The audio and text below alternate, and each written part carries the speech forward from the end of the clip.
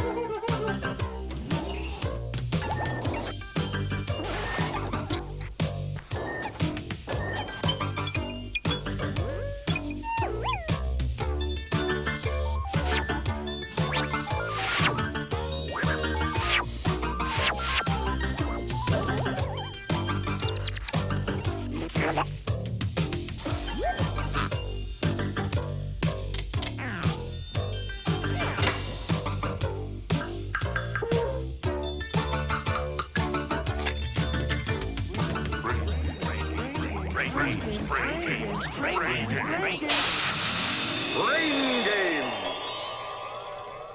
And now, game number 1.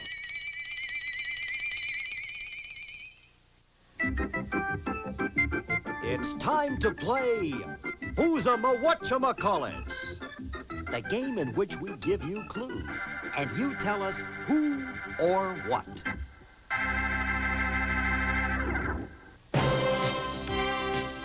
He was born out of this world. When his home broke up, he found a place on the Daily Planet. When trouble brews, he soars to the occasion. He's always got the right change in a phone booth. Not a bird, not a plane. He's Superman.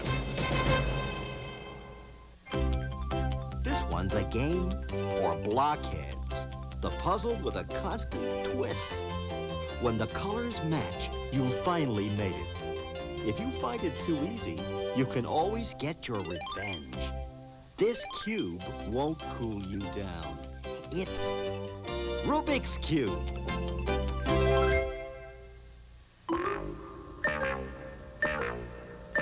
To him, murder is just a game. He's got colorful friends, but each is suspect. How'd this guy get into the army? Maybe Miss Scarlet can give you the clue. He's Colonel Mustard.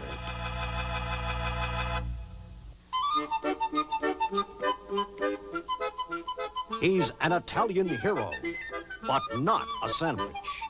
Yet he looked for spices.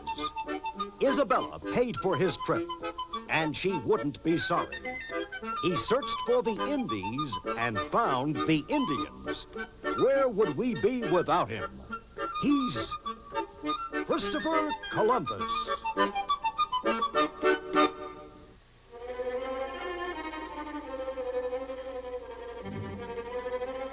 She's the best of the worst in the West. Very nasty. But a little girl made her melt. Watch her zoom on her broom over the rainbow, easily swept off her feet. She's the Wicked Witch of the West.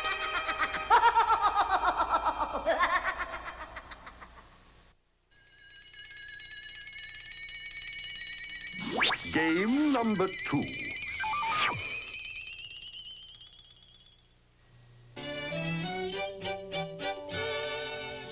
Tales of Rongovia. This is the secret book of Rongovia, a place where everybody is out of sorts. And no wonder, because everything is out of time and place. To decipher the book's code, we will tell you tales, and you will tell us their mistakes. Let's begin. It is the year 41 BC, and Cleopatra, Egypt's beautiful queen, awaits the return of her heartthrob, Mark Antony. She wishes to prepare a lovely concert of romantic music for him. Now, which of these instruments could Cleo not have played for her love? The flighty flute? The haunting harp? The tremulous trumpet? The passionate piano? Well, Cleopatra could blow a blast on a trumpet, yes, and she could also have tooted her flute or played a harp.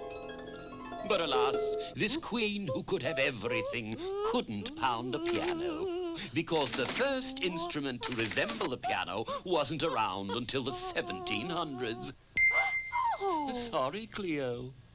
Now let us flip to an even earlier time. Here is Carlton the caveman doing what comes naturally. Carlton likes his comforts and has everything the year 25,000 BC could offer. But which of these things could Carlton not enjoy? Pretty paintings on his wall?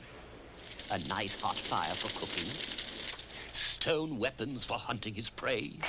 Or a cart with wheels to keep things rolling? Well, Carlton could have had stone weapons, and he could have had wall paintings, or cooked with fire. But what Carlton the caveman could not have had was wheels. The wheels wouldn't be rolled out for another 20,000 years, and by that time, Carlton had lost his turn. And speaking of turns, let us turn the page to the time of the most celebrated actress, Sarah Bernhardt. I die, Rodolfo. I die. The divine Sarah lived for 79 years until 1923. She was surely the rage of the stage. But there was one thing Sarah could not do in spite of her great talents. Which of the following could she not have done? Appeared in a silent film? Made a film with sound? Oh, Romeo, Romeo. Made a hit recording? Wherefore art thou, Or been heard on the Romeo? radio? Goodbye, cruel world. Well, Sarah could have made a recording. I die. Or been heard on the radio. I really die. She could have had a starring role in a silent film. But what the unbelievably talented Sarah could not do was appear in a motion picture with sound. Talking pictures didn't come on the scene until 1927. And by then, Sarah wasn't talking to anybody. Her final curtain fell in 1923. Ah, farewell, Sarah. Now let us turn the page to 1816. We are visiting Napoleon, who has been exiled to St. Helena. The great Napoleon, who had the world in his grip, is losing it, and in his misery has become plagued with a variety of aches and pains. Now, which one of the following medical treatments could Napoleon's doctors not have treated him with? Surgery to remove his appendix? A thermometer to take his royal temperature? An aspirin tablet for his cold, a vaccination to protect him from smallpox. Which one of these could his doctors not have used? Well, Napoleon's noble appendix could have been removed. And yes, the former emperor's royal temperature could be taken. Body thermometers had been used for some 200 years. As for a vaccination against smallpox, that was being used in Napoleon's time. But could Napoleon take an aspirin? Alas, absolutely not. The first aspirin tablet wasn't produced until almost 100 years after the emperor's death. Sorry, Napoleon. A cold is a cold is a cold. Achoo! And now it's time to close the book of Rongovia. The sun is coming up, so it's time to say good night. I bid you farewell with a fond hello.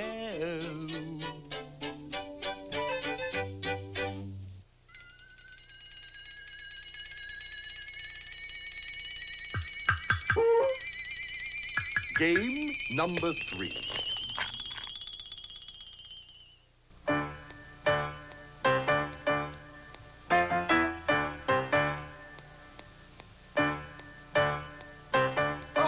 Okay, it's time to play memory Workout.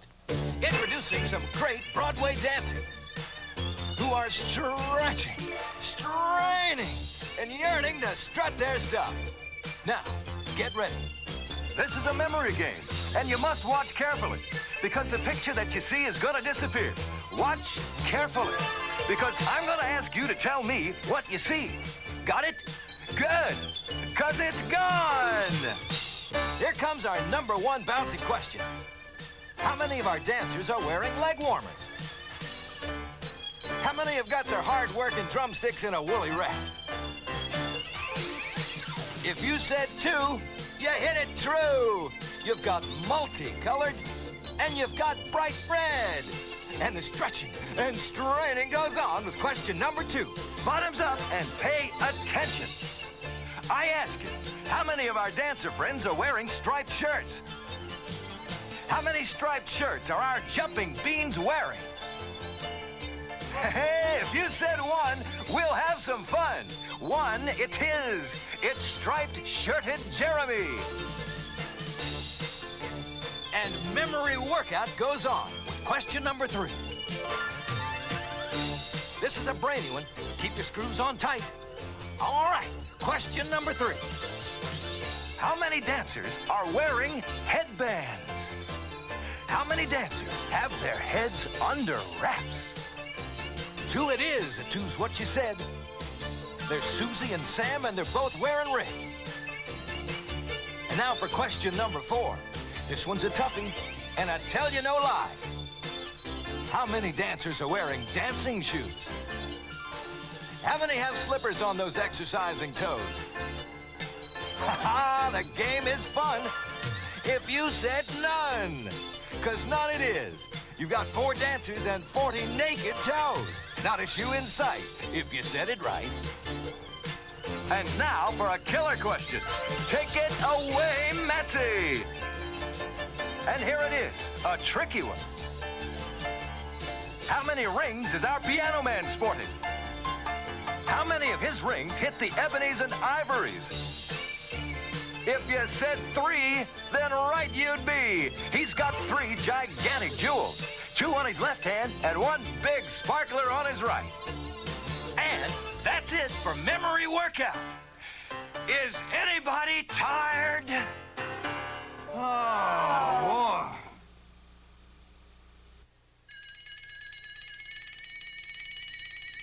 boy. Game number 4.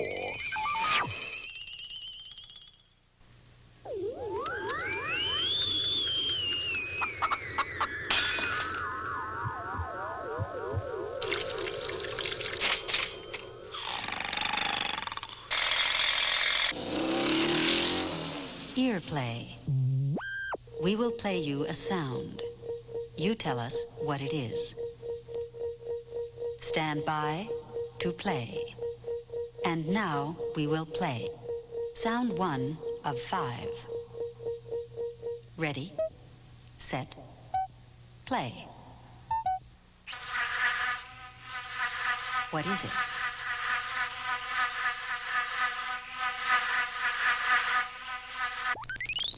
Rewind. Replay. The sound is a fly. Driving man crazy. Next game. Sound 2 of 5.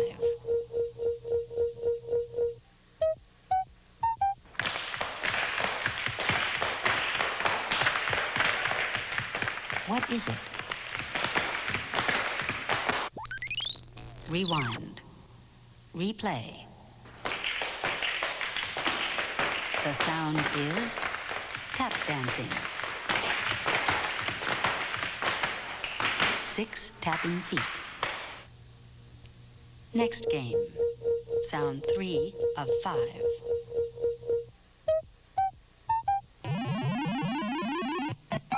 What is it?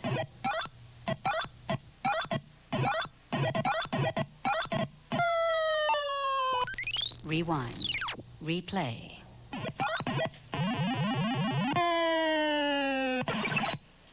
The sound is Cubert. Falling. Next game. Sound 4 of 5.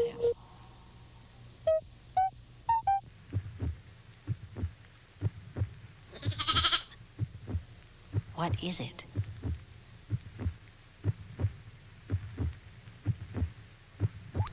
Rewind. Replay. The sound is heartbeat of a lamb. Sound 5 of 5.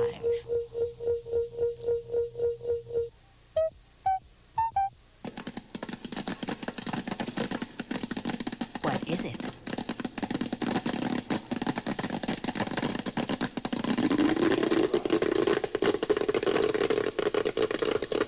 Rewind. Replay. The sound is popcorn popping. And popping. And popping. That was sound 5 of 5. Game over. Earplay now out.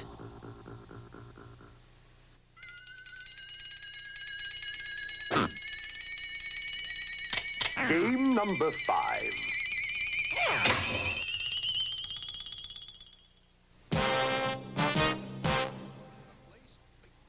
The game Eyewitness. The place, Big Bucks Bank. The time, 2 p.m. Tuesday. The crime, bank robbery.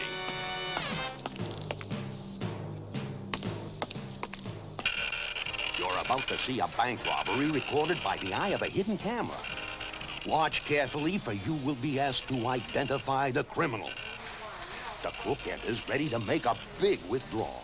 He goes up to Teller Willie Wally's window and fills out a note with this message. Hand over $1 million. Willie turns over the million. No one notices anything except for a mutt who smells a rat. Who says mutts have no brains? The crook turns to leave. He calmly exits the bank and escapes in a red getaway car. Then, Willie whacks the alarm button. This is all we've got to go on. Let's go over the evidence. Here's the bandit leaving. Let's get closer and closer. Here's the crook we're after. This is the face we have to finger. What an ugly kisser. Every detective in town is in on the case. Brendan Buckaroo, the owner of the bank, has offered a huge reward. At the local precincts, promotions are coming up, so the cops hop. 6 hours later, 4 suspects, all with robbery records, are rounded up. One of these guys is the crook. Here's the picture of the crook as he appeared at the time of the robbery. Expert investigators confirm he was wearing no disguise. Now, these are the facts. Fact 1. The roundup is 6 hours after the crime. That's important. Only certain things can be changed in that time. Fact 2. The cops have checked out all the facial characteristics. Everything is real. No putty, no wigs, no makeup, no false mustaches or beards. What you see is what you got. Now, are you ready to finger the crook? Is it Sam the Scarface, Left-Handed Louie, Saul the Skinhead, Felix the Furrier? Well, let's see. Could it be Sam the Scarface? The crook had straight hair and Sam has curly hair. Well, he could have had his hair permed in 6 hours. What about his scar? He couldn't have gotten himself a real deep and healed scar in 6 hours, so it's not Sam the Scarface. Could it have been Left-Handed Louie, the left-handed forger? Impossible. Our bank robber wrote his hold-up note with his right hand. Second of all, get a load of his real beard. No way the crook could have grown all that fur in 6 hours. Scram, Louie. What about Saul the Skinhead? The crook has a full head of hair. Well, Saul could have shaved his head. But check that mustache. He couldn't have grown it so fast. So long, Saul. What about Felix the Furrier? Check out his hair. He could have made it blonde and curly. What about the earring? He could easily have added it. But dig the ears. They're really pointed, and that's the point. Remember? We said all the facial characteristics are real. He couldn't have changed the shape of his ears in 6 hours. Our powers of deduction pinpoint Felix. Our crook, Felix the Furrier. Winter was coming up, huh, Felix? And you needed some cold cash for hard furs. Okay, Felix, come clean. Okay, guys, I did it. I did it. I was thinking about mink, not the clink. Another case solved by the powers of deduction. Remember, if you use your noodle, you won't wind up in the soup.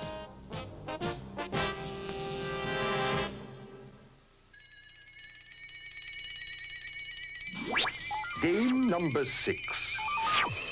The final game.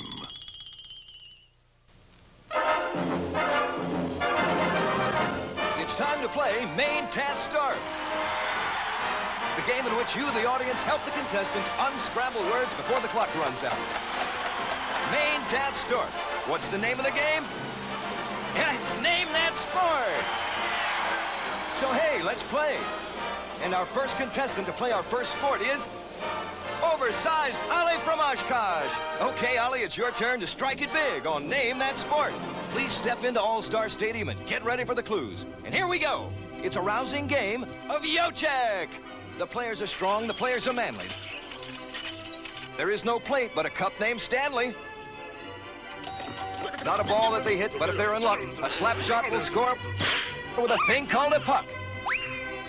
Yo-Check? What sport am I talking about? Okay, Ollie, go for it. You've put it on ice if you've said hockey.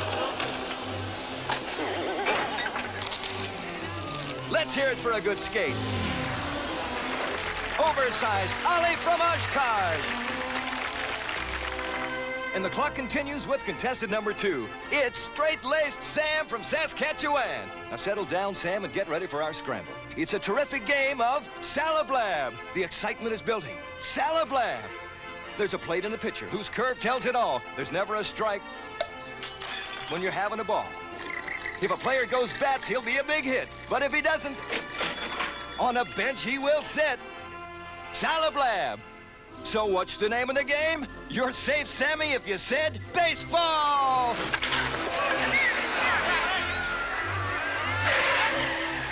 Let's hear a salute for Sam. Way to go, Sam. Keep it up, Sam.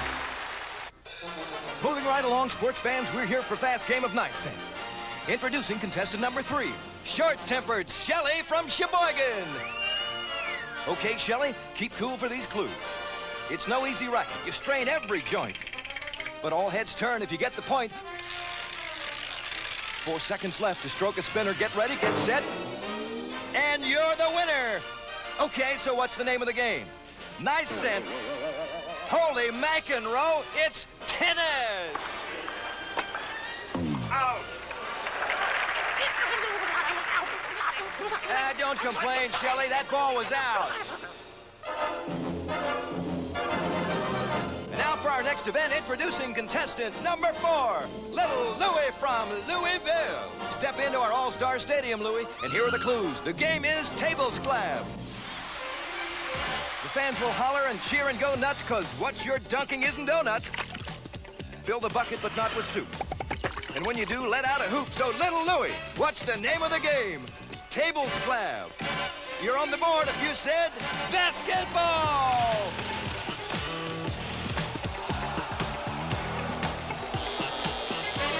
So let's hear it for Louie. And now contestant number 5, Frail Fred from Fresno. Welcome, Freddie. Here we go with our next event. The gong says, go for Gonbex. You bob, you weave, you dance, you duck. They raise your hand if you're in luck. You go round and round, a square that's a ring, and if you want out, punch is the thing, okay? Gonbex. What's the name of the game? Fred, you score a knockout with the word boxing.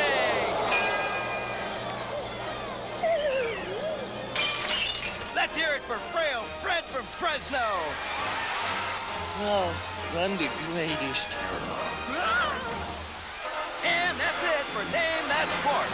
It's Name That Sport. Well, good night, and remember, keep slugging, slapping, lobbing, slamming, dunking, punching, and hitting!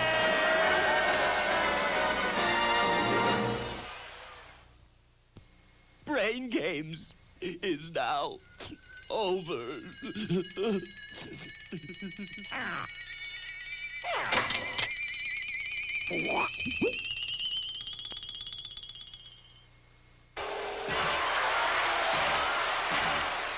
I'd die, Rodolfo. I'd die. Sorry, Napoleon. A cold is a cold is a cold. You got 4 dancers and 40 naked toes. Not a shoe in sight, if you said it right. Cleopatra could blow a blast on a trumpet, yes. The crook turns to leave. He calmly exits the bank and escapes in a red getaway car. Easily swept off her feet. She's the Wicked Witch of the West. The wheels wouldn't be rolled out for another 20,000 years. And by that time, Carlton had lost his turn. So hey, let's play. And our first contestant to play our first sport is oversized Ali from Oshkosh. 2 on his left hand and 1 big sparkler on his right. And that's it for memory workout. Is anybody tired? Oh, boy.